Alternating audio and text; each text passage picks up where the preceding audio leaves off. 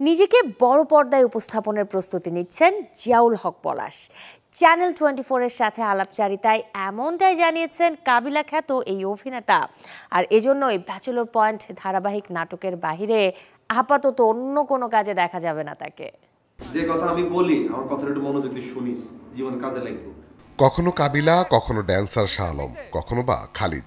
যখন যে চরিত্রে অভিনয় করেছেন দর্শক টেনেছেন নিজের দিকে। অন ক্যামেরা কিংবা অফ ক্যামেরা সবসময় ছুটেছেন গল্পের পিছনে, আর তাই কিছু কাজের বাহিরে একদমই দেখা মেলে না এই অভিনেতার।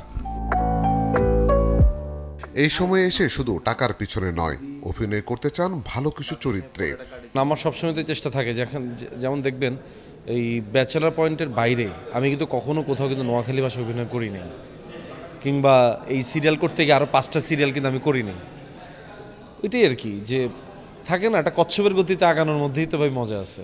আমি আসলে খরগোশ হইতে চাই না কখনো। কোক পারফিউম ডিওডোরেন্ট স্টিক এর ওডর ফাইটিং ফর্মুলা দুর্গন্ধ দূর করে দেয় লং লাস্টিং ফ্রেশনেস 24 ঘন্টা পর্যন্ত। সময়ের সাথে পাল্লা দিয়ে অভিনেতা অভিনেত্রীরা ছুটছে টাকার পিছনে, সেই দৌড়ে নিজেকে একটু পিছিয়ে রাখতে চান পলাশ। কারণ আমার টিমের বাইরে গিয়ে আমি যে কাজটা করব সেটাও তো একটু রিমার্কেবল কোনো কিছু হইতে হবে, আদারওয়াইজ আমি কেন করব আসলে। মানে কাজটা যদি হয় টাকা ইনকামের জন্য, তো টাকা ইনকামের জন্য তো আসলে অনেক রাস্তা আছে, টাকা তো যে কেউ ইনকাম করতে পারে। কিন্তু আমার কথা হচ্ছে ভাই, কাজের ওই কোয়ালিটিটা থাকতে হবে, কোয়ালিটি ছাড়া কাজ করে তো আসলে মজা নেই। পলাশের ইচ্ছে একটা সময় কাজ করবেন বড় পর্দায়, তবে এর আগে নিজেকে ভালো করে ঝালিয়ে নিতে চান এই অভিনেতা। বড় পর্দা তো এটা তো ভাই অনেক চ্যালেঞ্জিং জায়গা, ওগুলোর জন্য আসলে নিজেদেরকে প্রস্তুত করতে হয়। আর থাকে না যে কোনো কিছুর আস্তে আস্তে নিজেকে প্রস্তুত করতে করতে করতে করতে করতে করতে পরিণত হইতে হইতে গিয়ে করতে পারলে বেটার।